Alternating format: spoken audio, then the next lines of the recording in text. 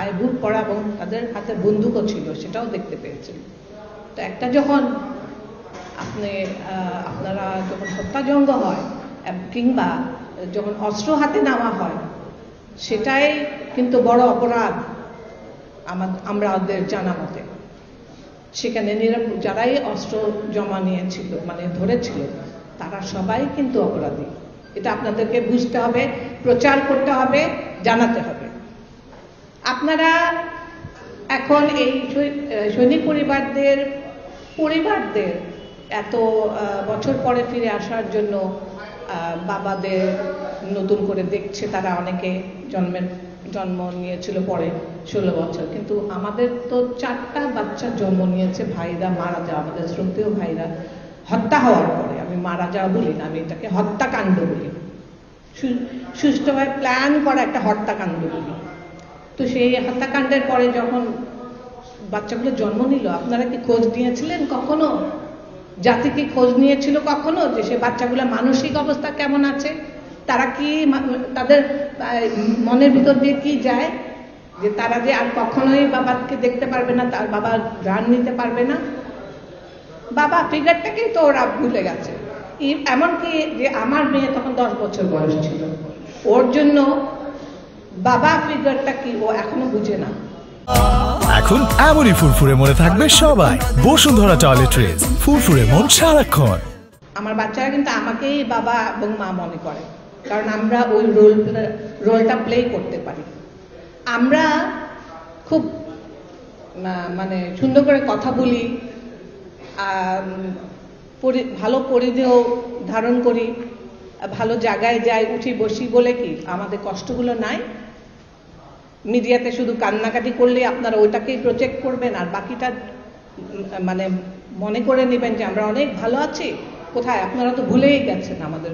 এমনকি আমি দেখতে পেলাম গত 16 বছর 15 বছরে এই 25শে ফেব্রুয়ারিতে টিভিতে পর্যন্ত নিচে একটা স্ক্রোলিং হয় যে বিদ্রোহের, কেন বিদ্রোহ এখনো বলা হচ্ছে এটাকে?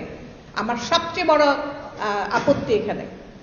আর যে অপবাদ দিয়ে অফিসারদেরকে হত্যা করা হয়েছিল, কোথায়?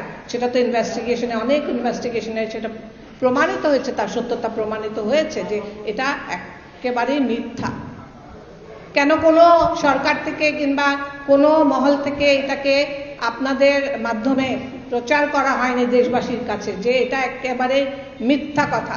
কারণ এই অপবাদটা নিয়ে এই আত্মাগুলো এখনো অতৃপ্ত। আপনারা মনে রাখবেন যে শহীদদের আত্মা কিন্তু থাকে এবং ওরা বিচারের জন্য, এটাই আমরা বিশ্বাস করি।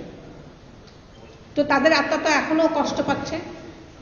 এই যে মিথ্যা অপবাদ দিয়ে তাদেরকে হত্যা করা হলো, সে সময় মুন্নি সাহা, জয় মামুন এনারা যথেষ্ট ভালো রোল প্লে করেছিলেন, মনে আছে আমার। আমি তো 26 তারিখে রাত্রে 8টার সময় যখন জানি, পিলখানা থেকে যখন বের হয়ে আসি, তখন আমি ভাবছিলাম যে তাদেরকে হস্টেজ করা হয়েছে। কোথায়? আমি তো যখন জানলাম যে তাদেরকে হত্যা করা হয়েছে, সবার আগে আমার হাজবেন্ড আবার এনায়েত ভাইয়ের লাশটা বের হয়ে আসছে। কিভাবে এত অপমানিত করে হত্যা করে তাদেরকে ড্রেনে ফেলে দেওয়া, ইউনিফর্ম পরা, ইউনিফর্মের মানে অমর্যাদা করা, একটা প্যারামিলিটারি ফোর্স, ওদের এত সাহস হয় কোত্থেকে? অফিসারদেরকে লাশ পোড়ানো, গণকবর দেওয়া, এত বড় জঘন্য কাজ করেছে কি 1-2 সৈনিক? মনে করেন 1-2 সৈনিক এগুলা করতে পারে? কখনোই না। 4000-এর বেশি সৈনিক ছিল তখন পিলখানায়, ঢাকা পিলখানায়। কোথায়? 4000-এ তো শাস্তি আমরা শুনিনি এখন পর্যন্ত, কোনো শাস্তিই হচ্ছে না।